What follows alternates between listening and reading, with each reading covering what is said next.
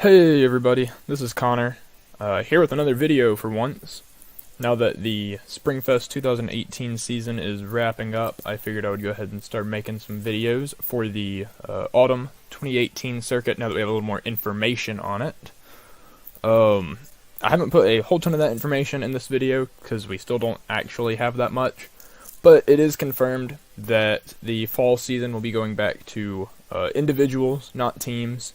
We will have a Worlds, and there will be Worlds invites, fully paid trips for first place at each regional, and unpaid invites for second and third place at each regional. It seems that we know pretty much most of the sets that should be out by then. Maybe like one more set will get announced that we don't know about yet. But otherwise, it seems like this should be the card pool that we have available for us in the fall. So here we go. Starting off, I'm sure a bunch of you know I posted a survey in Global Community and on the Discords a couple days ago, maybe about a week ago, with some questions, ranking series 1 through 10, where people play, how long people have been playing, and what people think of the current meta. So here's some of those results, because I know a bunch of people wanted to see those. So first two, what region do you play in and how long have you been playing? It was overwhelmingly North America, which I think that's just because global is mostly North America. I don't know how big the North American group is overall compared to the others. Obviously, like the Asian groups, not as many of them are in the English-speaking Facebook pages. I know that a lot of them have just groups of their own. South America, Latin America, only 4%. I'm sure there's bigger groups out there. I mean, obviously not going to be like as big as North America, but again, probably just not connected through knowing people that get into these groups. Not entirely sure, but yeah, so this, I guess mostly what these are going to do is show you the groups of people that were answering these questions, so you can see sort of like a large majority here, 58%, played 3 to 5 years. So a lot of these opinions are coming from people who've been playing for a little while, less so people that are new, but also not as much people that have been playing since the beginning of English and before that. So yeah, that's pretty much it on there. These, I wanted to see pretty much how involved people are, both like going to big events and reading like content online that people post. So a large majority of people only travel to like close regionals. So if they have one in their like nearby big city or just like maybe a couple hours away, they'll travel to it. But they're not going out of their way like myself and some others do, where we're willing to travel 10 plus hours to a regional like multiple times a season. And then again, about 16% only play at their local shops and don't really travel to regionals at all. So these are your like more like almost your most casual group of players. And then reading and watching content online, 70% said yes. That's pretty expected considering the main like demographic of this was global. So obviously the people in the Facebook group are going to read the content because that's probably a decent portion of the reason like that they're in the Facebook group to begin with. So I don't think these are like entirely representative of the Weiss community as a whole, because obviously there's a lot of Weiss players that aren't involved on Facebook, and those people, I would imagine almost all of the people that aren't on Facebook also don't read and watch content online, probably don't travel to as many regional events, and stuff like that. So these are a little skewed towards what the people in Global and on the Discords are, like what their answers would be.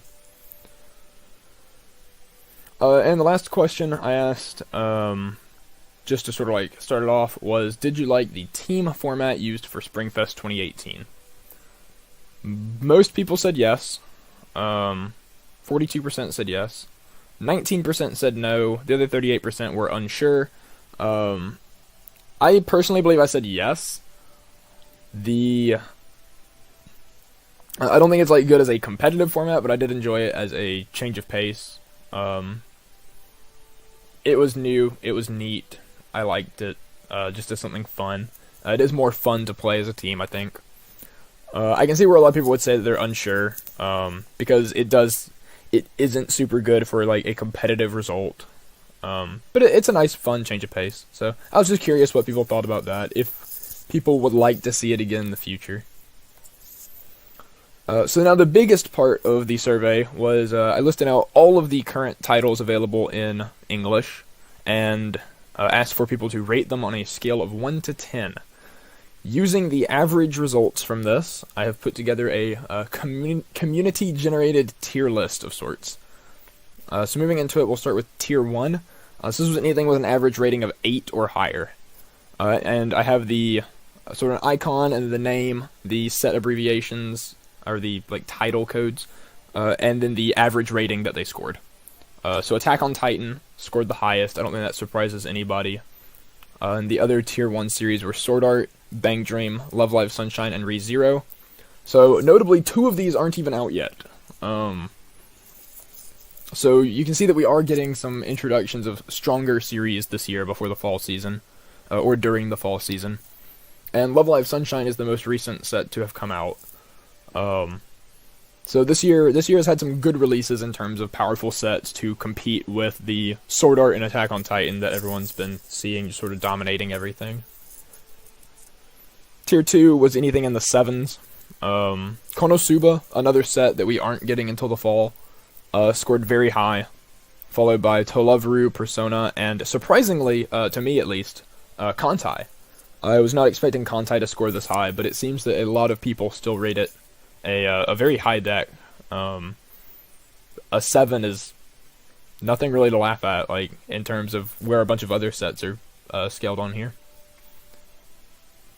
Tier 3, we have Apocrypha at the top. So we have Apocrypha and Gurren Lagann here, both sets that haven't come out that are a bit lower on the list. Apocrypha, I'm not sure how people's opinions of this one might change a lot, because Apocrypha, even in Japan, has only been out for a couple weeks. So that one, people's opinions of that might change. That might have been sort of a very rough idea of where it sits.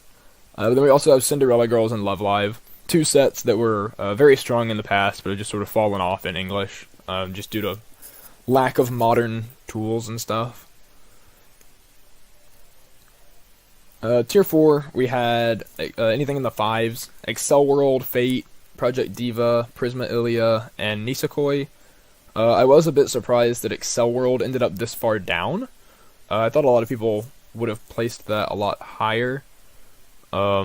Everything else in here seems pretty normal to me. A lot of these were on the lower end of the 5 scale, which I guess isn't too surprising to me. I don't think a lot of people see Nisekoi or Prisma Ilia as very strong sets right now.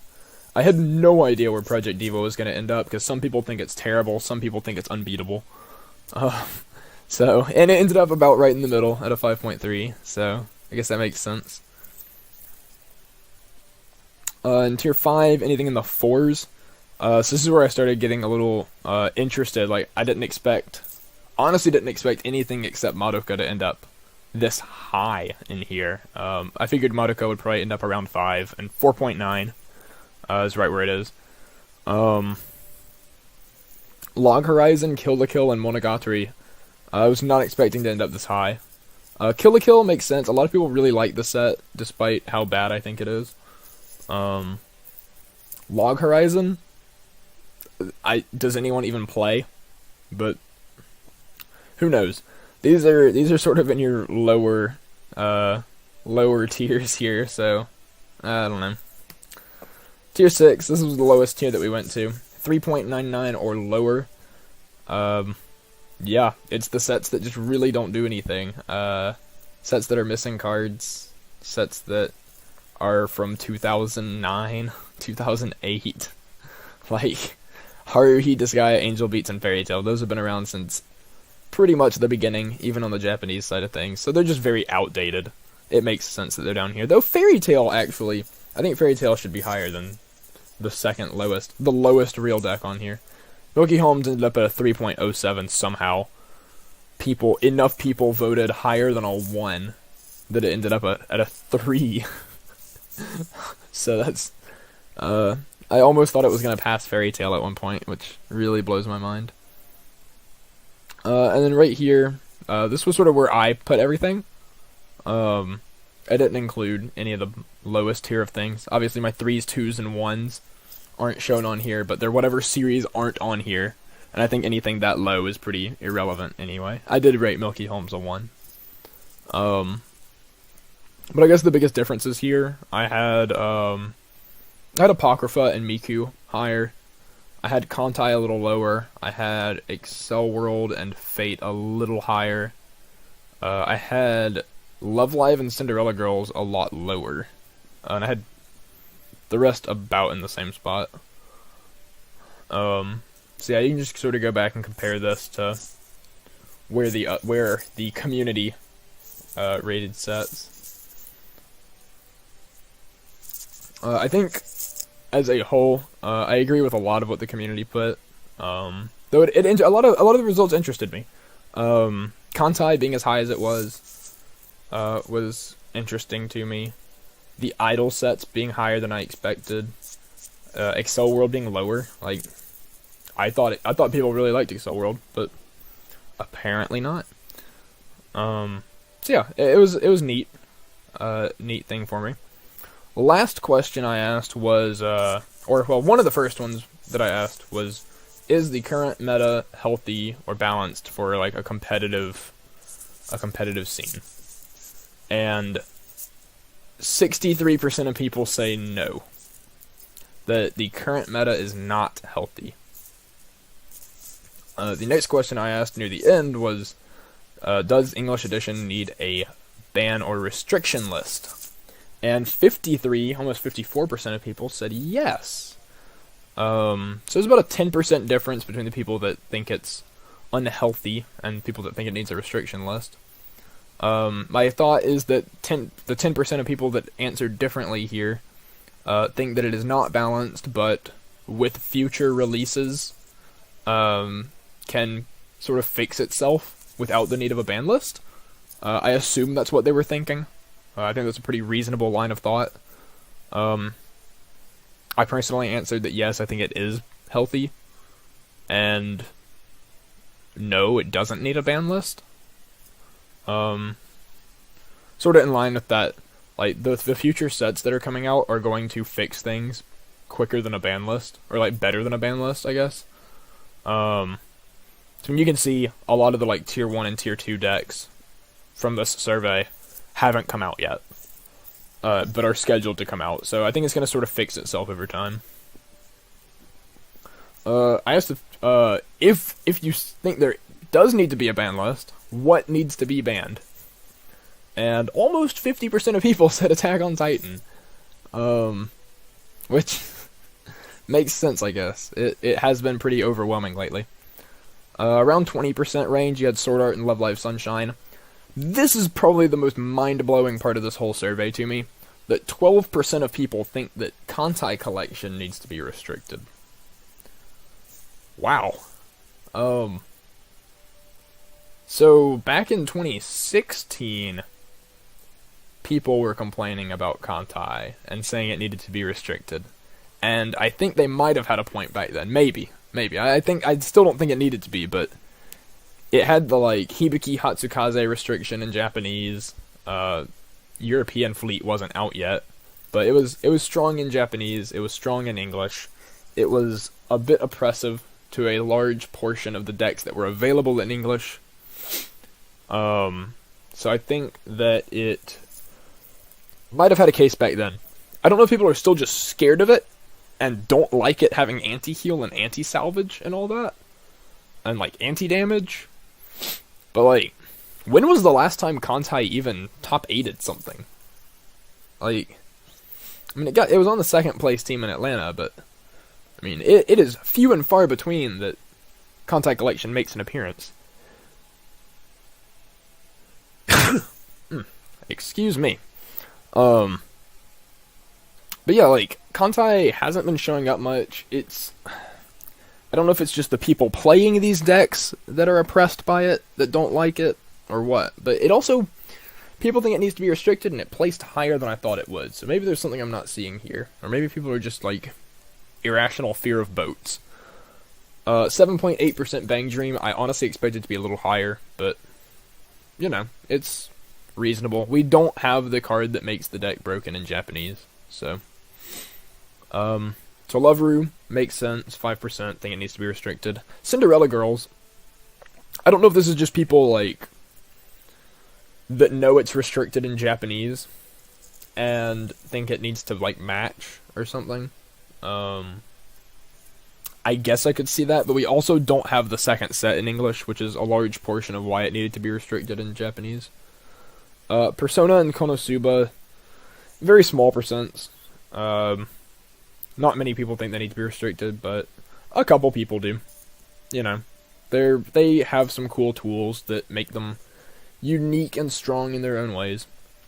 Anything below Konosuba, I just didn't bother putting, because I figured a lot of it was just people screwing around. I don't think anybody honestly thinks Milky Holmes needs to be restricted.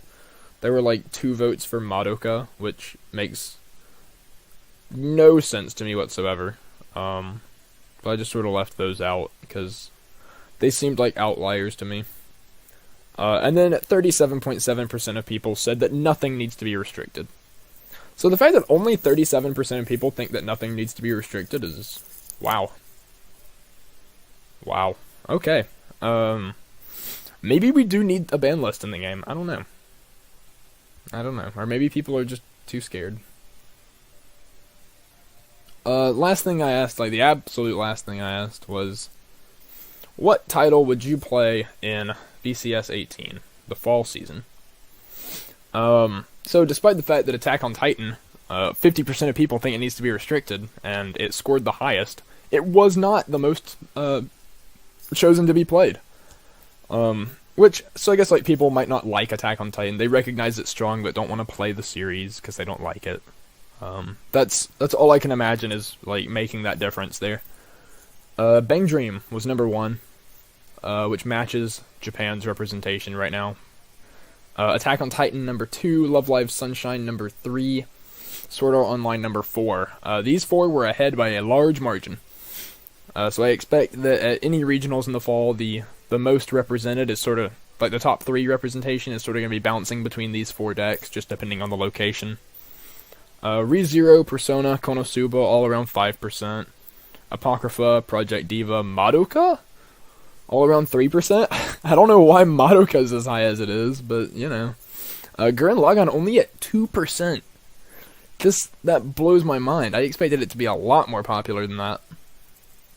Kantai also at 2%, Excel World at 2%, and Tolovru sitting at a nice 1.6, much lower than I expected.